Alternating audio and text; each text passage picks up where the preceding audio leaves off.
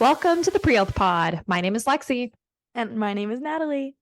And we're a podcast by students for students who are here to meet you wherever you are. How's it going, Natalie? How was your past few weeks? It's wonderful. Thank you for asking. Very relaxed, very chill, just trying to rejuvenate from last semester and get ready for the upcoming one. How about you? What are you up to? What you doing? I just got done with work. Work has been kind of stressful lately, but not too bad. Really? Just very overwhelming. Yeah. At the dermatology clinic, there has been a lot more patients Yeah. per day loaded onto our schedule. Hmm. Because all the Is it the snowbirds are season? here. Yeah. Yeah. Yeah. All the snowbirds come down to Arizona where I am and get their skin Right. checked. Busy time for dermatology, yes, for sure. I would say at my work too, we've had a lot of patients coming in recently. It was actually kind of nice. A patient came in and she is a part of the Plains Indian, and she made us a bunch of little beaded artwork things. I Oh don't my even know God, really that's what so they're called. nice. Yeah, she gave me a dream catcher. So I have a dream catcher from a Oh. patient hanging over my bed right now. Oh my God, that's so sweet. Yeah, all of Yeah. our patients have been bringing in like chocolates and cookies, and every time Oh. a patient brings in something, we have these like Christmas cards on hand that we have the whole like staff sign before they leave so we can give it to them. And Oh, I think I've wow. signed like 30 of these cards so far. Just like, thank you for the goodies. Oh, that's so cute. You sent out thank you cards? That's Yeah, awesome. yeah, like, the office manager goes around, and it's funny, they have this, like, list of everybody's name on it, and we have to cross it Hmm. off, and Oh I have my to pass it gosh. to the next person, and I'm like, I know you're doing something important right now, but can you just sign this real quick?" Yeah. Yep. Yeah, you have to do that hard job of interrupting whatever they're doing. Yeah, Get the yeah. signature. It's all right. Well, that's fun that they're bringing in treats. That's so nice. I love getting Yeah, goodies like that. Patients are so sweet.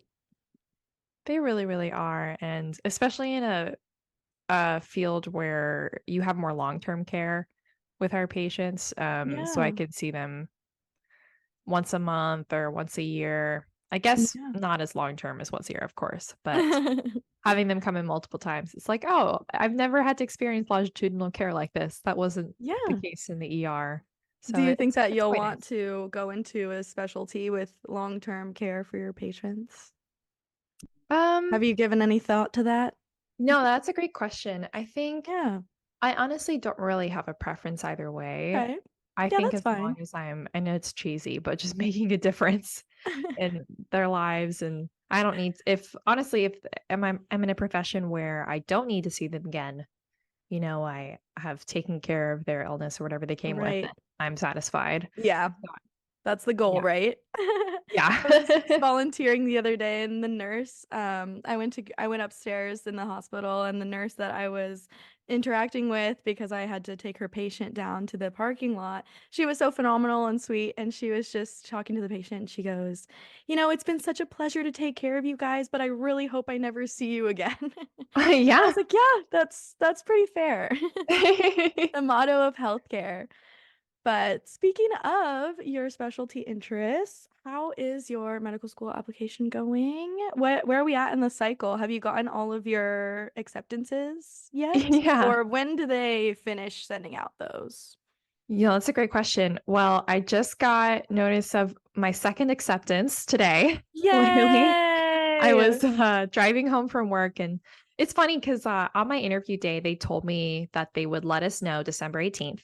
So, like a month from my interview Right. day, and they would give us a call. And if I guess I Oh, didn't it's get a early. call, then I wouldn't get in, or Oh, I'm not really wow. sure actually. But Right. they said if you're accepted, you will receive a call that day. And then I got an email yesterday. It was like, the Christmas holidays are coming up. We're actually going to call you tomorrow, which is Oh. today, I guess. Oh, so they And I gave was you like, a heads oh, up. That's great. so they were like, expect a number from this number or expect a call from this number Yeah. if you're accepted. I was like, oh God. So I like kept Oh. my Apple Watch on all day at work. Yep. And I end work on noon on Fridays, so I was lucky. Literally, as soon as I got in my car, it was like 12:05. They called me. And I was Oh, like, oh my gosh, I yeah. don't have to Yeah. interrupt a patient. Right? Well, I wonder what they Um, would do if you were just, like, busy at that exact moment. I told the PA I was working with, I was like, "Hey, I might get a phone call, like, do you mind if I step out? But if Wouldn't it be not." just, like, so funny though if you just, like, stepped away to, like, use the restroom or something, and then you get back Yeah. and the call was, like, on your I'd phone? answer it on my Apple Watch. Yeah. But no, I was so excited, and the dean of admissions called me. Yes, It's definitely a lot congrats. more personal than my first acceptance. They read me a letter about what the admissions committee liked about my application and what stood out to them, and I was like, "Whoa, that's really cool." And it was different Oh, because their interview format was an MMI, so I didn't really okay. wasn't able to have that personal touch with my application, Right. which is something I really liked with the other school that did, but I think when they added that on the acceptance, it made a world of difference. And the dean, he was like he asked me if I got any other acceptances. And I was like, Ooh, are they supposed to do that? He's like, "Where?" And I was like, I told him. And it was just so nice because he was talking to me about my options and whether or not I wanted to like stay in a certain place or move. And I'm just really Okay. excited. And this cycle has been very interesting. And it's funny, as soon as I got the call, I got an email from a school that I got rejected to. Oh. So it's just like, When one door you know, closes, another door rolling with the opens, right? punches. Yeah, Yeah.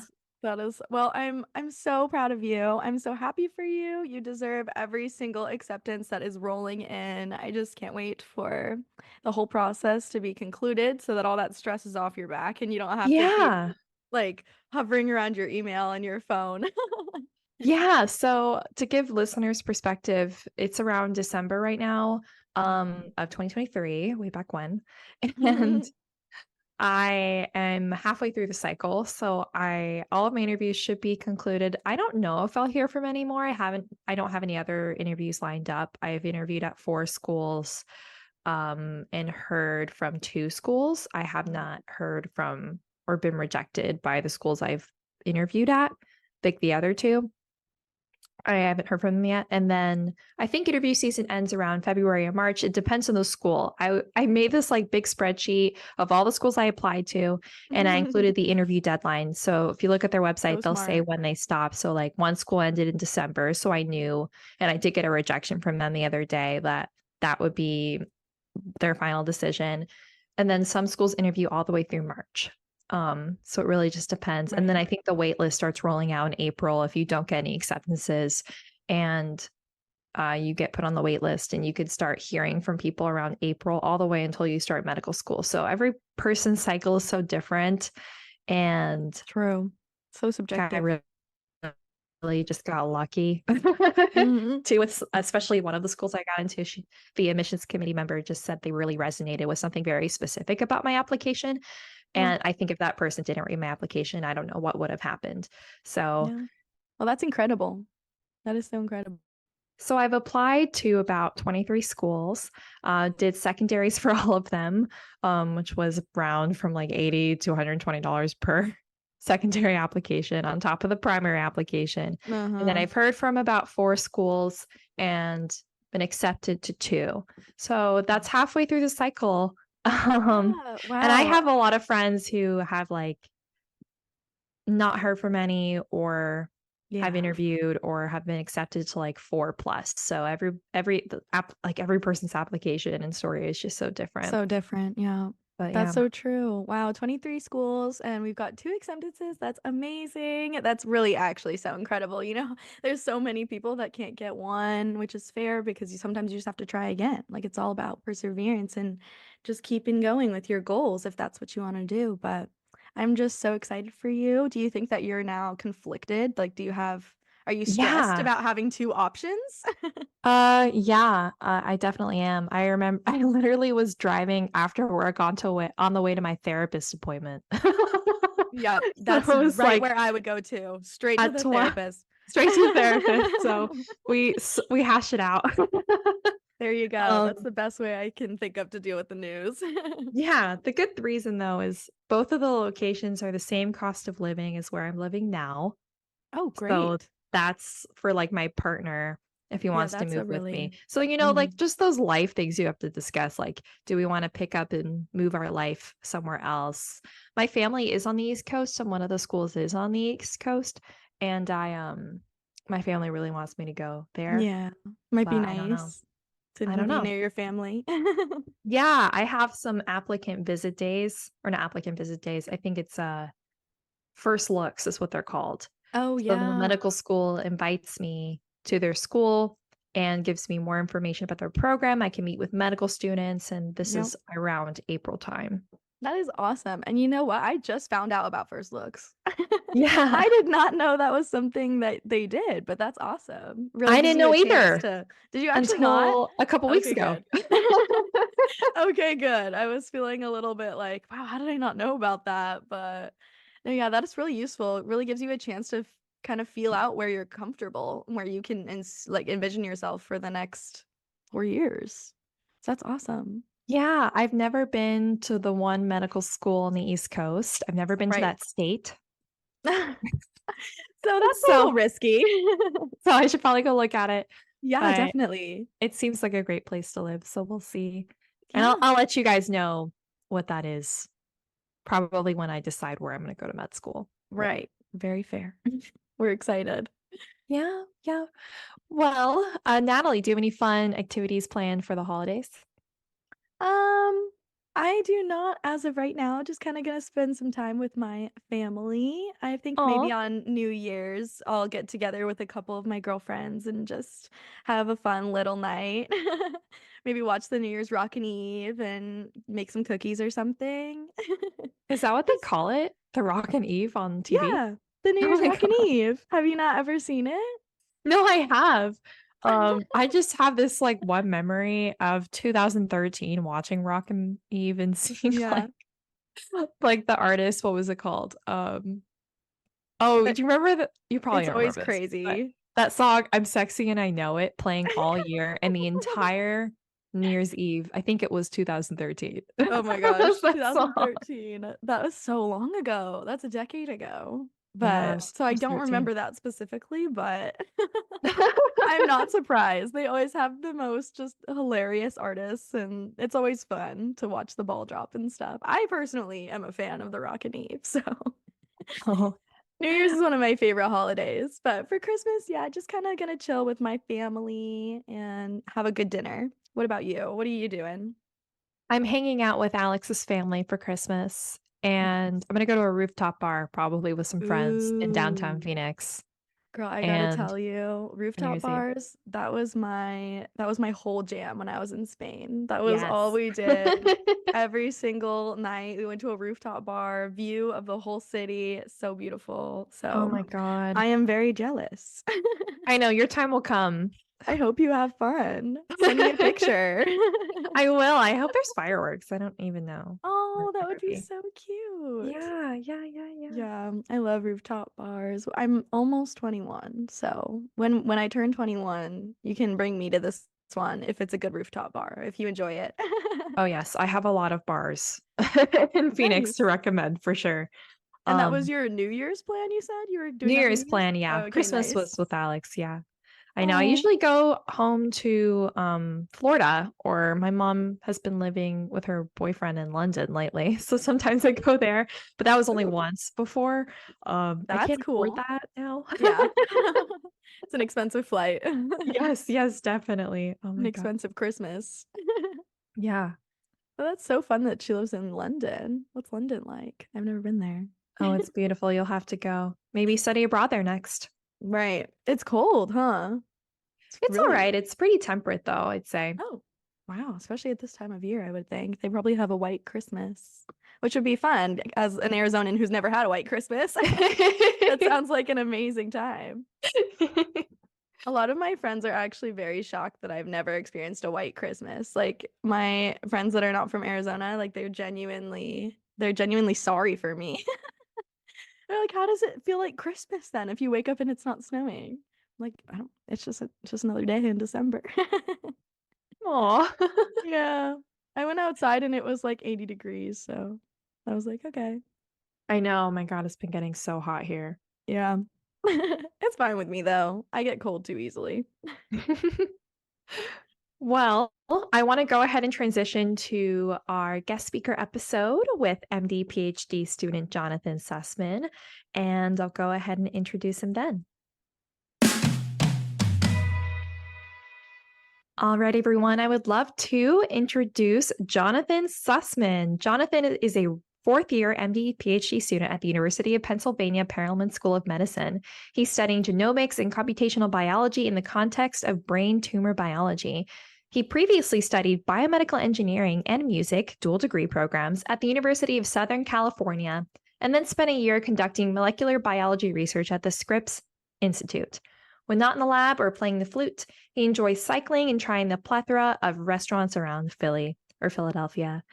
Thank you so much for joining us again, Jonathan. How's it going? Thanks for having me. As always, it is going great. Um, I am now in the middle of the PhD phase, and Yeah. All right now right. I'm actually not in Philadelphia, but rather I'm in my home in San Diego, California. Oh, Oh. really? I'm missing all the snow. Oh my God, we've Um. been scheduling this as if we're in East Coast time. I tried to make this easier for you, and I ended up making harder for all of us. Yeah, I just pretend that I'm still there so that no one has to think about the time differences because otherwise it gets way too confusing. So I get up at 6 o'clock in the morning, just pretend that I'm still in Philadelphia. That is so funny. Are you enjoying being home? Do you like Oh yeah, California? Yeah. it's really nice here. Just right before this, the reason that I was running a couple minutes late is I was just getting back from doing some cycling. Oh, Oh, awesome. awesome. Yeah, you That's definitely can't really awesome. do that in the snow, huh? Not Yeah, really a snow sport. I've gotten really good at riding my bike around the city in Philadelphia, navigating all the cars and Oh, yeah. trying to limit my road rage. But the one thing that I'm too afraid of is snow and ice. Yeah, you gotta be Yeah. safe. Wear a helmet. Always. Yeah, I love riding my bike outside. I would feel, like, so scared, though, of weaving through traffic and being in a big city like that. Do people ever get mad at you for, like, All the riding your time. I can't go 2 blocks without getting screamed at. I kind of make a game out of it. It's like Oh my my god. entertainment each day. You're so strong. I don't know if I could Oh my God. withstand all that berating. Or stupid. It's a different way to look at it. Yeah, there you go. I'm glad it's a game for you and it's something fun. Oh my God. Definitely Well, I is want snowy to up there. ask my first question. Just remind us a little bit about where you are at in your journey. I know you said you're in mid MD PhD program, but what does that look like for you? And like when do you start rotations? And what does a typical day look like for you right now? So, as kind of a brief overview of what I've done so far and what the timeline has looked like for me. So now I finished the first 2 years of medical school, meaning I finished, at least at Penn, that's all of the preclinical classes. So I've gone through all of the basic organ system blocks, all of the Yeah. basic biology-based classes, finished the whole thing with an exam every 2 weeks, or 2 to 4 weeks of exams. Um, done with all of that. And then I got 6 months of clinical rotations. And generally, the MD students will do a year of clinical rotations. And then on the other side, they'll do some electives and then research for 6 months. MD PhD students, on the other hand, will do the first half year of rotations. Then we'll do all of their research. And then they'll be exempt from the medical school research. The PhD essentially covers all of that. And then they Yeah. finish Yeah. all of the research, all of the rotations, sorry, do the electives, and then have a little bit of free time to kind of fill in the missing pieces for anything that was started but not finished in the PhD. So I did rotations in internal medicine and surgery, since surgery is my main interest, and Hmm. internal medicine is required to do before the PhD, because that's really your fundamental foundation in medicine itself. Yeah. Covers all of medical fields. Then I've done 1 year now of PhD classes, while simultaneously kind of starting the main thesis research that I'm going to do. But even that being said, I've begun a bunch of that as a result of my first lab rotation that I did in the uh, interim between the first and second year. So in MD PhD programs, it's not just medicine and research and kind of alternating back and forth. It really is these um, two streams that are kind of intertwined together. While I'm studying medicine, I still have these research projects in the background. I learn more medicine, Yeah. I came back to the labs, um, or the data that I was working on now that I do more or less computational type of research. and continue to bring what I've learned in medical school, research, and vice versa. Let the research itself guide what I focus in on kind of honing in my ultimate clinical interests. So after finishing those classes, I forgot to mention step 1 is all out of the way. Yay. So now I'm done with Ooh. the majority of, in class, no more classes, period. So you Yeah. Yay. never have to sit in a class. And I think this is true, at least for a while. No more free response exams. In Yeah. medicine, Oh most my things are God. multiple choice. In PhD land, you have classes and a range of stuff, biology, statistics, Mhm. all relevant things. And it was the first time that I had to do a math test in several years. I dusted Oh off my my class work. God. Wow. Wait, like statistics in your statistics Statistics, class? Yeah. right? Oh I my took gosh. I really liked math. My Yeah. dad was a math major, and his whole thing is math. My uncle is a math professor, so my family is really Oh, math oriented. yeah, that I should kind of help. miss doing. Sorry. I just said that should help. Yeah, I certainly did, but I really Yeah. miss doing math. So I want to do a PhD that was a little bit more mathy to kind of bring back the good Oh. times of all the math that I've done. And one class was enough, and then I'm like, I think I've had my fill of this. I Yeah, remember us talking about this and that's us being fair. like, oh my gosh, you love math so much. Yeah. Now you're able to do it again. Yeah. And did you So say you're, this math class was multiple choice or No, this was free response. this was the free response? Oh, okay.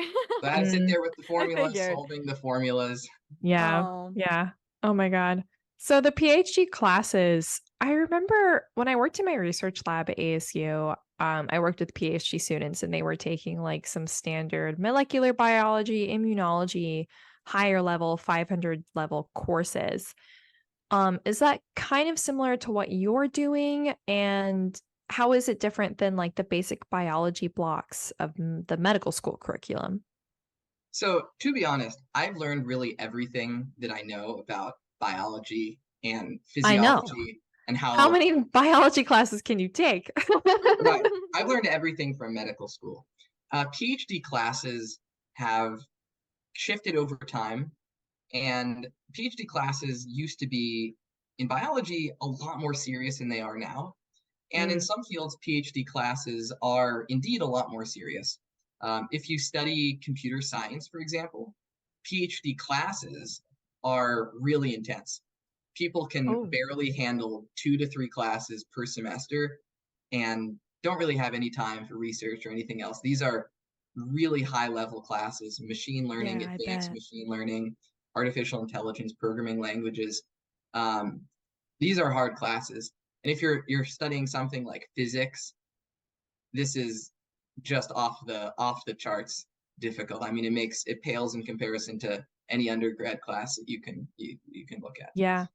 But Wow. biology is a little bit of a different story, because biology is a field, and when I say biology, I'm really talking about anything in the biomedical sciences, not just like molecular biology, but also Right. biochemistry, biophysics, uh, and anything even on the intersection of translational medicine and so forth. These are fields that are changing so rapidly and are so interdisciplinary that the classes True. kind of serve a different purpose. And that purpose is to introduce you to a range of topics and a range of different people as well. These are classes that are largely seminar classes, meaning every class is essentially a different professor, PI comes and gives a lecture about what he's working on, you know, either specifically in the lab or perhaps presents a paper about something in the field that's relevant. And in doing so, you're introduced to a lot of different topics, but you don't really go in depth into any one topic because everything is changing so quickly. And it's also a field where you can always learn more, and it doesn't really have the fundamental, mathematical skills that you have in computer science or physics, for example. Mm. Um, that being said, there are some basic skills in just experiment design, statistics, and interpretation of literature and things like this. And a lot of programs are trying to introduce more classes that are focused on the longitudinal skills that you need to know. And this will be something that comes up specifically when we talk about the importance of research. But there's a number of key skills in biology and biomedical research, as I was saying, statistical analysis, experimental design, and so forth. Although still a lot of these classes are very simplistic and don't really fully capture the breadth of the new skills that are critical. For example, a lot of the biology labs are trying to pivot into adapting the new technologies of high throughput sequencing and other things that allow you to collect a lot of data at once. But to analyze these data, you can't just use simple t-test and other basic stats. You need to understand, at least on a foundational level, how to write a computer program or how more complicated linear models work. You don't need to be a statistician, but you need to understand some basic concepts and just be familiar with the tools and how to use them. So some PhD programs all are really offering these classes, but some are requiring them as part of a standard medical PhD related curriculum. Yeah, that makes sense. The reason that I came into the PhD program with an emphasis in cancer biology, but then I realized that in cancer biology, you learn about, cancer and biology, and both of those things are entirely what you learn about in medical school. And I really wanted to try to focus in on learning more longitudinal skills. So this is why I ultimately switched my PhD major, if you will, to computational biology, even though my focus is really cancer biology. My goal in life is to help understand how cancer works. I don't really have an interest in designing new machine learning methods or anything like that. But the way that we're going to approach cancer in the future, or what we're beginning to do now, requires the use of more and more complex methods. And in order to do those methods, I wanted to take classes that taught the basic skills rather than just reiterate biology or introduce me to different professors. Yeah, that's a really good point. And you're focusing on brain cancer still, right?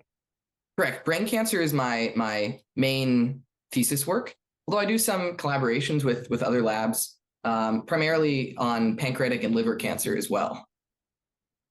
Awesome. Wow. Well, thank you so much for sharing where you're at in your journey. Oh my gosh. It sounds like you love school. I think we talked about this in the last episode. Sounds like you have a lot on your plate for sure. But it also sounds like you're really enjoying it and you seem really passionate about everything that you're talking about. It's really awesome to hear about it from you. I personally don't know too much about MD-PhD programs. Lexi, are you interested in an MD-PhD or have you ever thought about it? I started out as a, I guess, pre-MD PhD, if you will. Had all the way through junior year, that was my plan. I really, really wanted to do it. I actually went and did ovarian cancer research at University of Geneva, and my goal was to use that experience and continue with doing something similar, like cancer biology. But it's funny. I have this mentor at ASU who is an MD PhD physician. She's a pathologist, and she convinced me not to do it. Simply just because she was sharing with me her goals, or what my goals would be.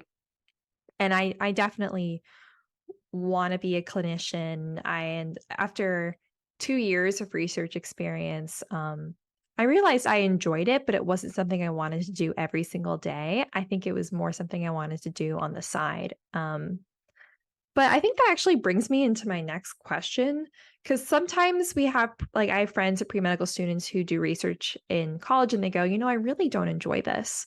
But it's something that is oftentimes required to be competitive for medical school. And at my most recent interview for medical school, they actually asked me this question. And I thought about a way to answer it. But I think the best way to answer it would be from you, Jonathan. Why do you think research experience is important for future doctors? So let's first define research as anything that contributes to further knowledge. So research takes on many shapes and sizes and isn't just about writing papers in Nature. Right. Research can be done in the context of industry as well. You get a job at a company and you're working on developing new techniques, new methods, new drugs, and so forth. These are all, this is all research. Anything that contributes new knowledge in a targeted way. So there's really three things that you get out of doing research that is important. The first is doing research in any capacity makes you ask questions in a way that you wouldn't be able to if you're just absorbing material that other people are telling you. It forces you to think critically about the topic, and in doing so, gain a deeper understanding of the science behind it and the field as a whole. It's one thing just to learn about different genes and different diseases and so forth. But it's another thing to really ask, what's missing? Why does this mutation cause? What is the mechanism linking these? Is there something that we can target there? It forces you to ask these questions. The second is research isn't just about asking questions and learning about fields and developing knowledge. It's also about developing skills, both personally and outwardly. In fact, there's a whole bunch of research that really isn't about just answering questions, but developing new methods.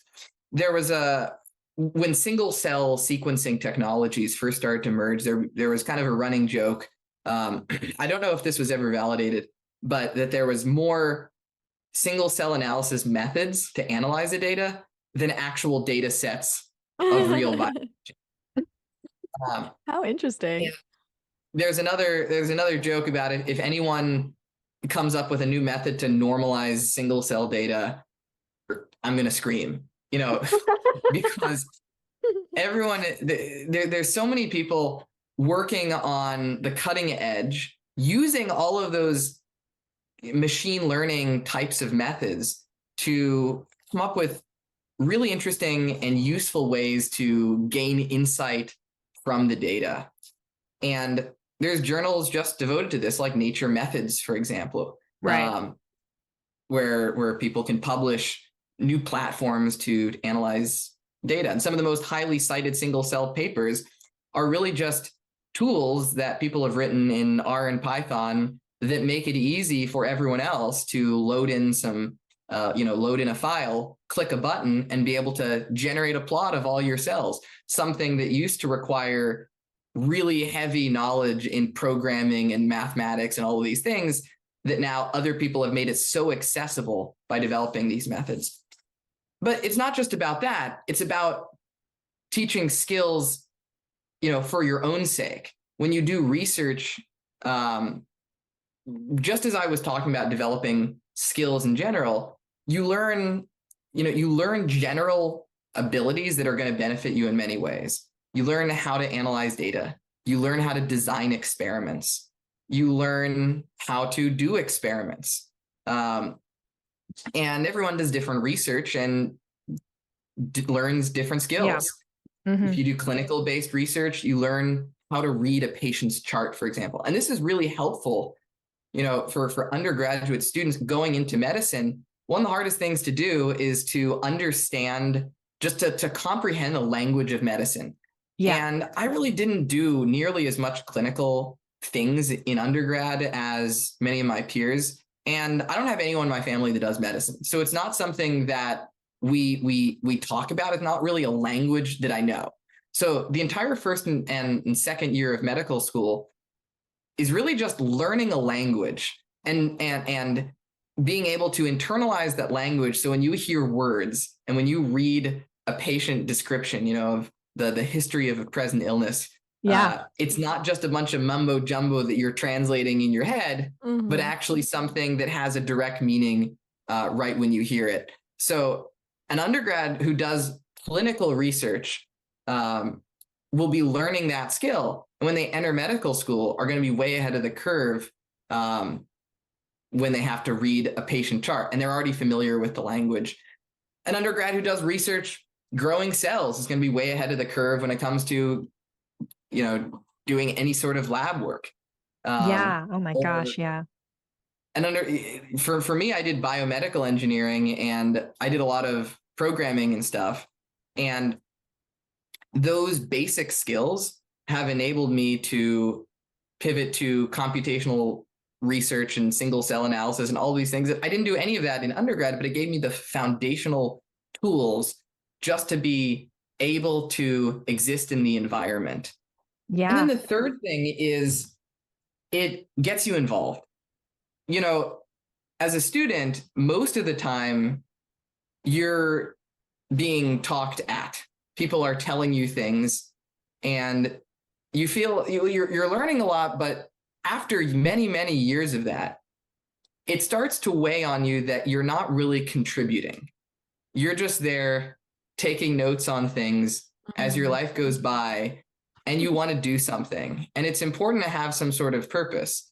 And doing research actually gives you a purpose that you can do. You're doing things, you're contributing things to the greater purpose that the lab or the clinical research group and beyond. When you write a paper, contribute to a paper, it connects you with professors. And when you get, even as an undergrad, if you develop a unique skill, you can be the one that other people go to for help on something.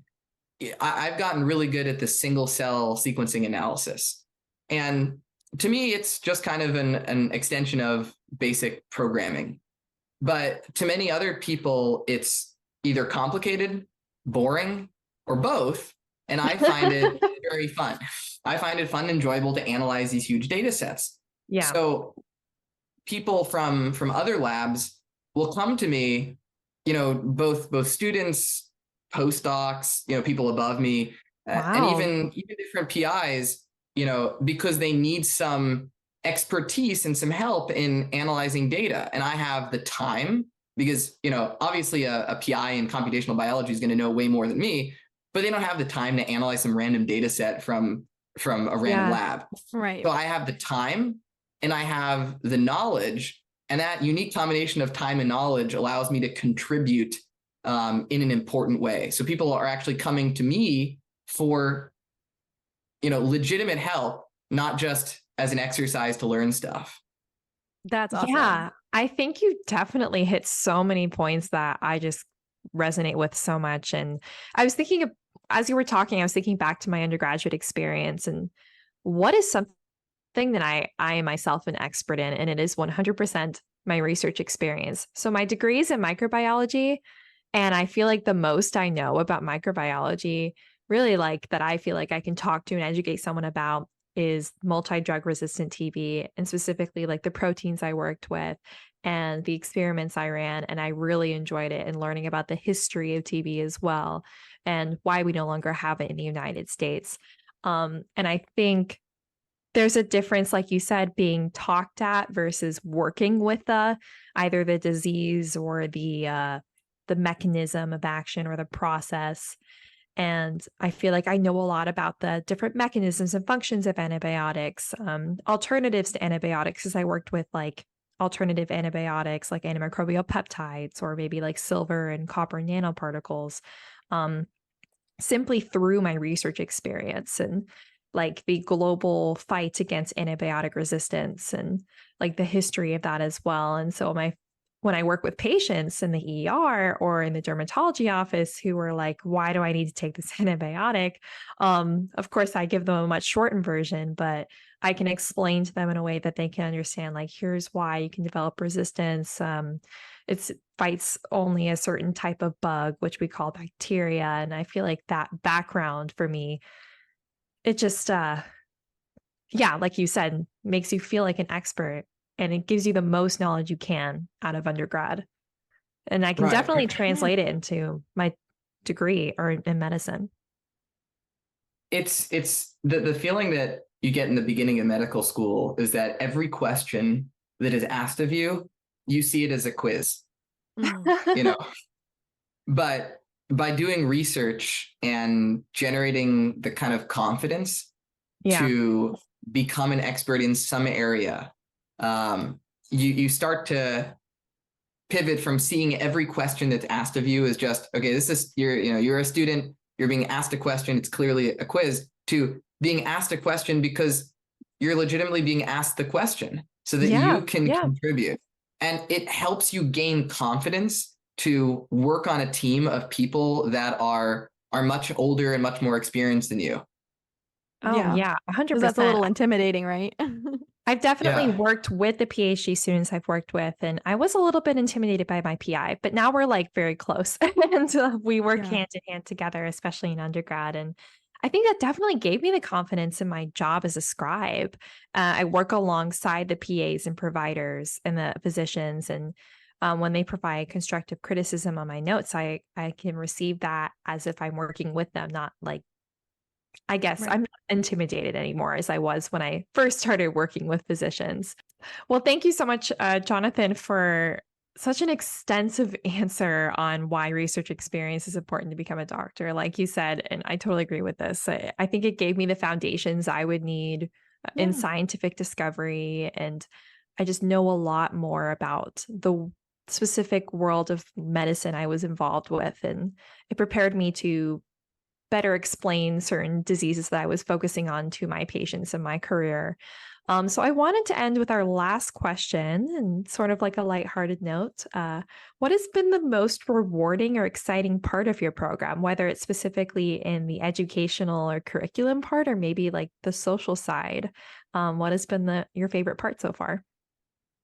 So this actually dovetails really nicely into the last thing that you were just talking about being a scribe and being able to talk to patients about their conditions and being able to actually feel like you're part of the team. And to me, the rotations have really been the most rewarding part for me, especially when you can really independently make a difference in someone's life.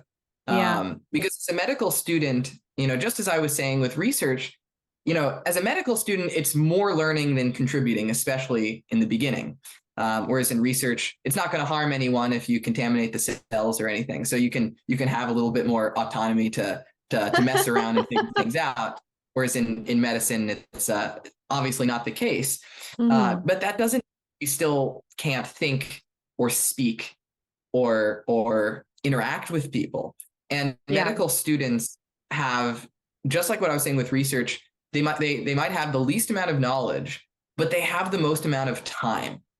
And this is something you'll probably hear from other people as well. Medical students have the least knowledge, but the most time, meaning while the residents and attendings are running around, taking care of so many responsibilities, medical students are tasked with focusing on a small subset of patients, understanding their conditions really well, and practicing interacting with patients and examining them in different ways.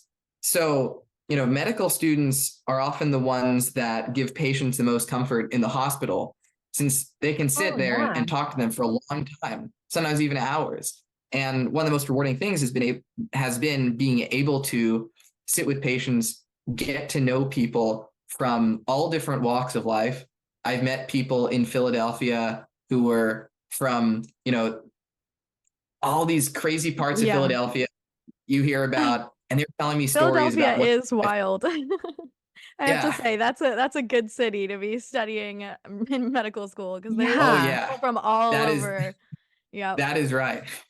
And to be able to explain to a patient, his medical condition in a very simple way, because you just learned about it. So you can explain exactly what's going on. And for the patient to say, you really gave me clarity about what's going on. You helped me understand why this is happening, and you helped me be able to move forward. Wow. That is the most rewarding experience that you get. And that's why I love medicine, because you get these types of experiences all the time. It's very different than research, where you're constantly toiling away, and then maybe in 30 years, your citation count will go up and something you developed will go into some clinical trial. But you get that immediate feedback that you're really making a difference. And, to me, that's been one of the most significant aspects, and really reinforced the fact that I want to continue to do this every day. Yeah. Aw. Oh, that was a beautiful way to put it. Yeah. Completely agree. Wow. I think Yeah, that I've sorry, Lexi, you go ahead. no, you go. Oh, okay. I didn't mean to interrupt you or anything. I was just gonna say I think that was a really amazing way to put it. And I think that also brings up why research is so important, kind of how you were saying before. It's so important to connect with people on that level, but you don't always get that from just being in the research lab. But then you also get to be contributing to science, developing every day the science that is helping those patients. So that's really awesome. And also, kind of how you were saying, research helping you to ask different questions that you might not have asked before. I think that's a really important part of why undergrads especially should start doing research, because like you were saying, the first years of medical school, everything seems like a quiz. You think everything has an answer, but you need to learn, you kind of need to get out of that box and just kind of That's realize exactly that. right. Yeah, a lot of people get stuck. They're like, okay, what is the answer to this question? We're so used to having recalling science facts, and you need to get out of that and you need to start thinking critically and beyond so that you can make a difference. And that's the most fulfilling thing, making a difference, contributing to change, and also teaching others. If you're an expert in something, you can teach it. And teaching is, I think, one of the most fulfilling things in life. I don't know if everybody thinks that, but it's That's nice right. to One of share the your most knowledge. important parts of research, is the last step, which is communicating the results. Yes. Yeah. What really impresses me when I interview people for Penn, what really impresses me in terms of research is not the complexity of what they did, Of but course. understanding each of the steps in the research process. And the people who really impress me oftentimes have very simple research because they're not part of some big group, but they really are doing it to contribute something and to learn for themselves. And they demonstrate every step of the way, coming up with an idea, asking the question, developing the method, designing the experiment, conducting the experiment, analyzing the data, and presenting the data. All of those steps. And that's, the big takeaway when you do research is not just to become a master at pipetting the cells or analyzing the data, but really getting the big picture and all of those steps. And Yeah. communicating it. And that's the most important part. You got to be able to tell people what you learned. Oh yeah. I mean, the most important part of my experience is my PI made us all write an extensive article in 9th grade reading level of the research that we were conducting. Amazing.